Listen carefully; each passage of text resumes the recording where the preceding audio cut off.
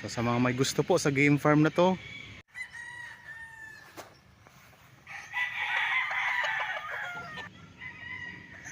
sa ganitong klase ng property, nakapalibot na ng bakod at ang ganda po ng loob nito. Ito'y mura lang mga kapraps. Yan, pwedeng ideal ito kung gusto nyo tayo ng rest house. So pwede yan mga kapraps. Aliwalas ng klima dito. Ito po ang Barangay Road. Ang direksyon na ito ay papunta sa town proper ng Pila, Laguna. At ito naman po ang property na i-offer ko sa inyo ngayon mga kapraps. Itong may mataas na pader. Bali ang kabuuang sukat po nito ay 10,500 square meters. Ito ay matatagpuan natin sa bayan ng Liliw, Laguna. Ito ay titulado. Ang presyo po nito ay makikita nyo sa description box at sa title po nitong video. Ang distansya nito sa provincial road ay nasa 1 to 2 minutes drive lamang. Sobrang lapit mga kapraps. Ito ay boundary lang ng bayan ng Pila, Laguna at saka Liliw, Laguna. May palibot na po na bakod na matataas. Ayan po. Talagang ang tataas ng bakod dito mga kapraps. Mayroon itong sariling cockpit sa loob ng property. Tapos meron din po itong mga fruit bearing trees. May mga puno ng niyog, mga lansones, tapos may mga saging at mga kalamansi. Tapos ang kagandahan po mga kapraps, ang isa pa sa kagandahan nito, ang lupa ay nababalot na ng Carabao grass. Kaya sobrang ganda mga kapraps. So mamaya ipakita ko sa inyo ang loob. Yan, katabi lang ng kalsada ito. Dikit na dikit lang mga kapraps. Kung sakaling mabili nyo ito, pwede nyo lagyan ng gate dito sa may harapan ng kalsada. Kasi sa ngayon po, ang gate nito ay nasa gilid. Okay mga kapraps, nandito na tayo ngayon sa loob ng property. So iyan po ang, dyan po tayo galing kanina sa likod nitong bakod na to. Ayan, mataas po.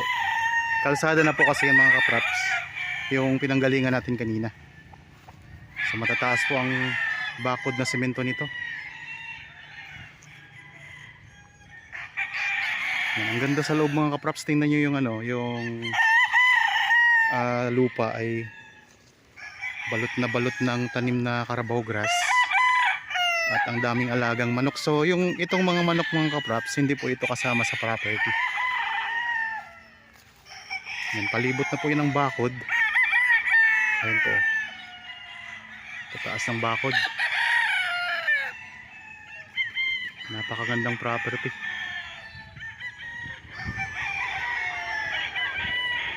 Ikutan natin ang camera. So ito yung part ng kalsada, Barangay Road. Malapit na din po ito sa bayan ng Pila. Mga nasa mga 11 to 12 minutes travel time lang, nasa bayan na tayo ng Pila. Pero tulad ng nabanggit ko mga kapraps, ang property na ito ay sako po ng Liliw, Laguna. Tara, ikutin natin. Ang kabuang sukat nga mo nito ay 10,500 square meters. Ito ay titulado.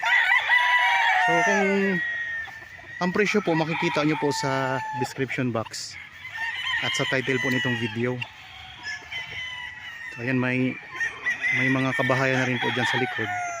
Pero ito'y safe na safe kasi napataas po ng pader nito mga kapraps. Saka dito sa part na ito, ayan, marami siyang tanim na mga puno ng niyog. Tapos may mga lansones din mga kapraps yan. Sa ngayon po ay ito ay isang game farm. Tapos may puno na malaki dito mga kapraps. Kung interested kayo sa property na ito, kontakin nyo lang po kami sa mga contact details na nandyan sa inyong mga screen. Meron tayong Viber, cellphone number at saka WhatsApp, Facebook Messenger meron din po.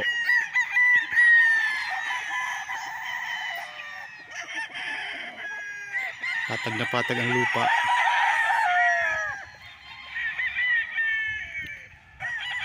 Ang distansya naman ito sa town proper ng Liliw ay nasa estimated ko lang po mga 20 minutes, 20 to 25 minutes travel time. Sa ingay ng mga manok. Dami kasing manok mga kapraps. Yan, may tanim din na puno ng saging.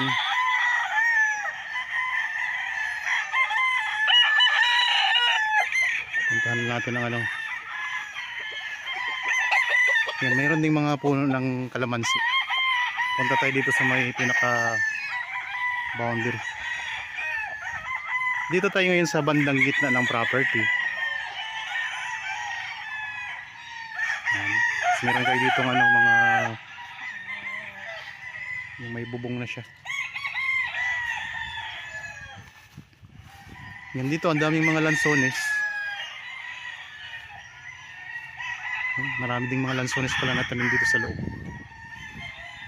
Nandito na tayo sa bandang likuran. Puntahan lang natin yung pinaka boundary nitong property.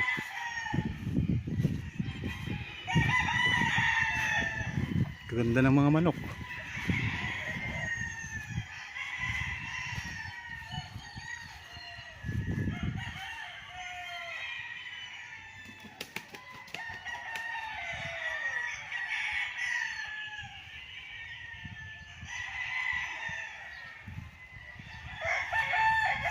Kung sakaling gusto nyong makita to ng personal, magpa-schedule lang po kayo sa amin ng actual viewing. Meron tayong mga contact details, Viber, my cellphone number, Facebook Messenger, WhatsApp. Mga naghahanap po dyan ng property na gustong gawing game farm, ito nang bibilhin nyo mga kapreps, kasi okay na, palibot na ng bakod. Tapos mayroon din siyang mga kulungan ng manok, ayun, mga kulungan ng manok.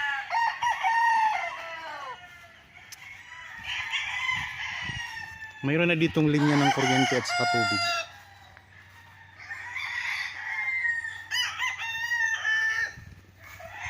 Gandang property.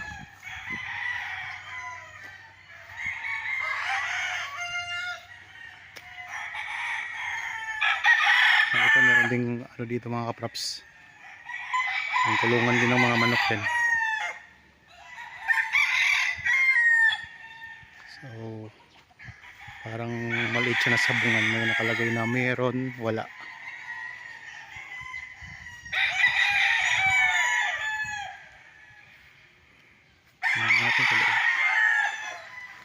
Ito po yung sariling cockpit na nabanggit ko kanina mga kapraps, nasa loob ng game farm. So ito,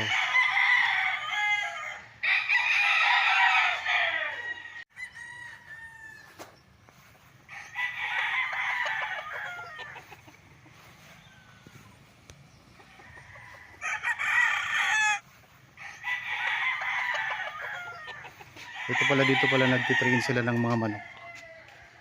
Maliit na, parang maliit na sabungan ano. Yan. So ito'y parang maliit na sabungan. Ayun. So kasi ang mga game farm dapat may ganyan po, kasi tinitrain yung mga manok.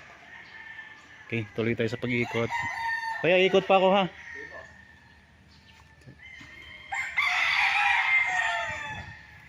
Ito yung mga kulungan ng mga manok.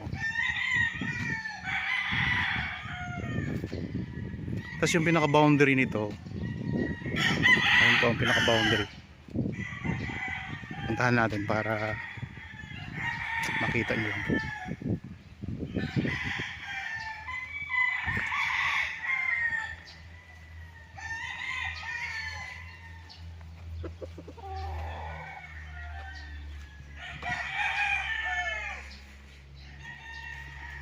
Yan yung mga magiging katabi ninyong property.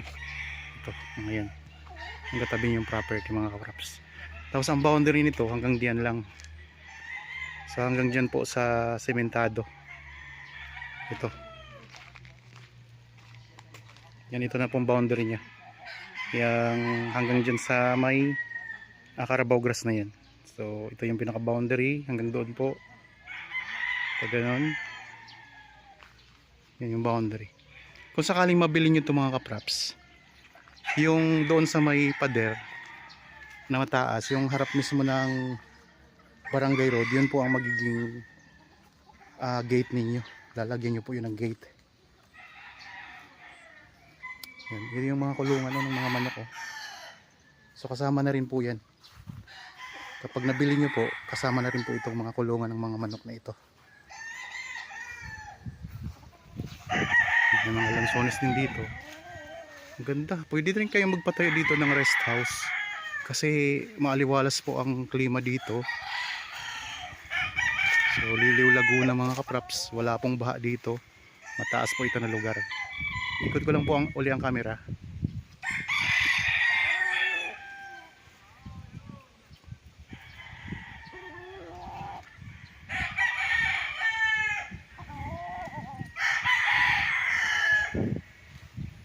Tabing barangay road lang po. Ito na ang mga puno ng niyog. May mga bulaklak na rin.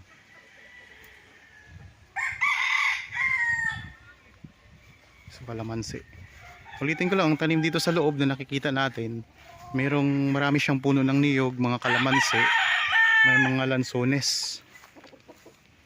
Tapos yan, ang kagandahan nito, palibot na po siya ng simentadong pader na matataas mga kapraps. Hindi po siya kayang akyatin.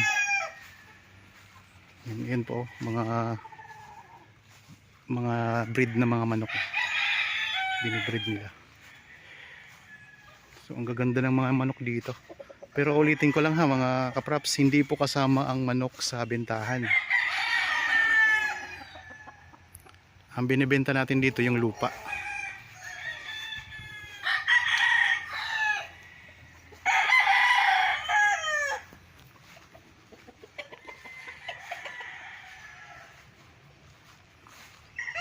Patag na patag diba ang lupa mga kapraps.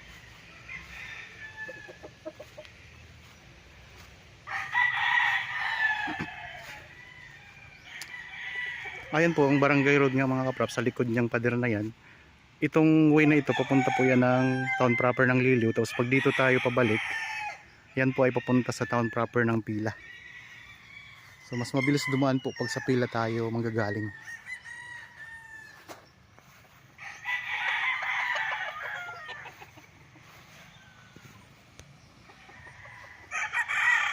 Ang ganda ng lugar oh.